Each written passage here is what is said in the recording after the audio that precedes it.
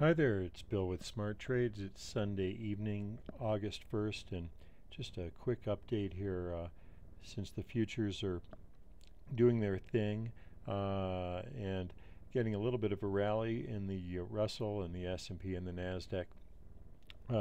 Just wanted to review sort of the uncle points on our count.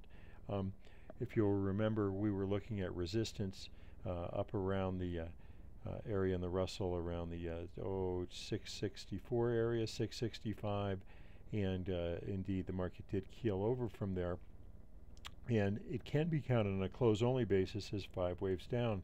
On that basis, the previous fourth wave and 62% come in around 659 or so. That would be the ideal target of this rally if indeed it's going to roll over. I would give it a little more room than that, however. But anything that goes through about 665 or so, that's about the 1.62 times A, counting this A, B, possibly C back up. Anything below, above about 665 on the Russell futures calls the count into question.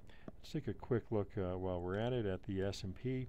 Look at those same points, and the chart obviously is a little bit different, but the basic count, the basic idea is the same.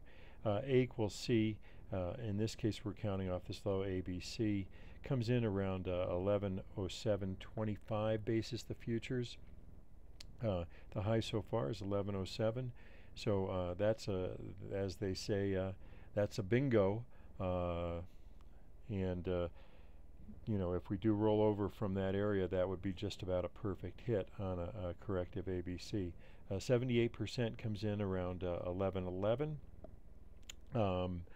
And I would give it perhaps even a little more room than that. Ultimately, the resistance area that we had identified before is up around that 1114 area, and we don't want to see it go through there. If it goes through there, new highs are probable.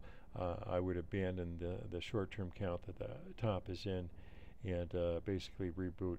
Something to keep in mind here and to note that volume did actually increase off of the lows on the upside on Friday. It waned late in the day, but keep in mind, you know, Fridays in the middle of the summer, that's what happens. Volume is going to tend to be low. Volume is going to tend to, unless we have something major happen, is going to tail off right into the Labor Day weekend and perhaps beyond that just a little bit before it picks up again. So volume is a little bit tricky this time of year, and you want to keep that in mind.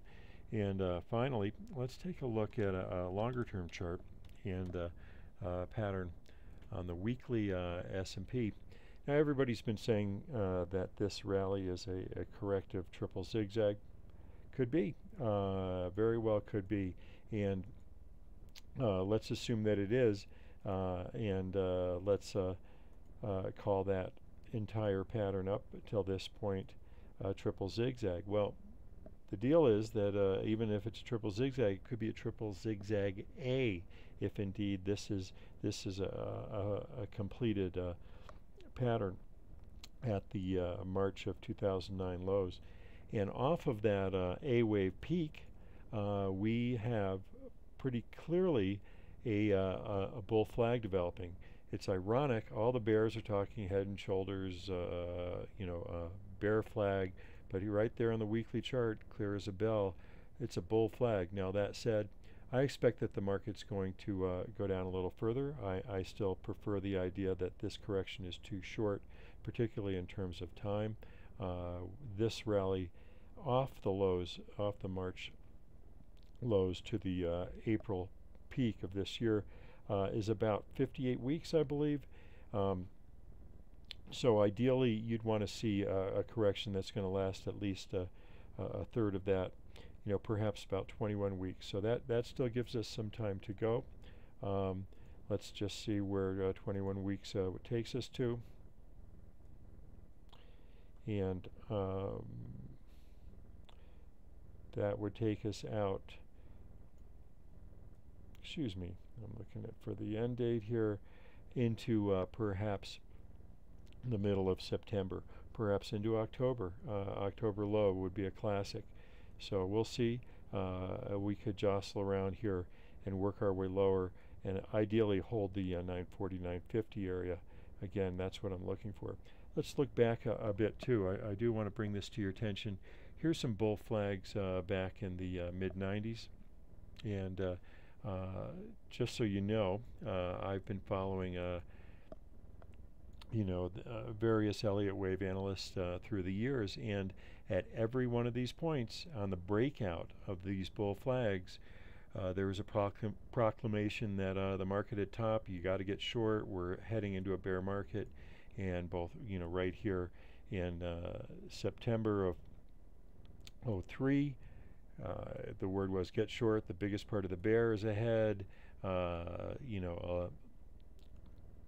November '04, same thing. May of '05, all these breakouts had the bears short, even though we had bull flags breaking out to the upside. And indeed, at this point, we actually have a bull flag that's been broken out of. So do exercise caution here. Don't believe everything you hear on YouTube. Don't look for impulsiveness in stochastics and MACDs and any such nonsense.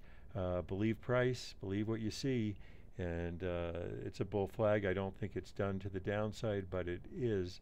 Up until this point, this better counts as a bull flag than a bearish head and shoulders or anything else.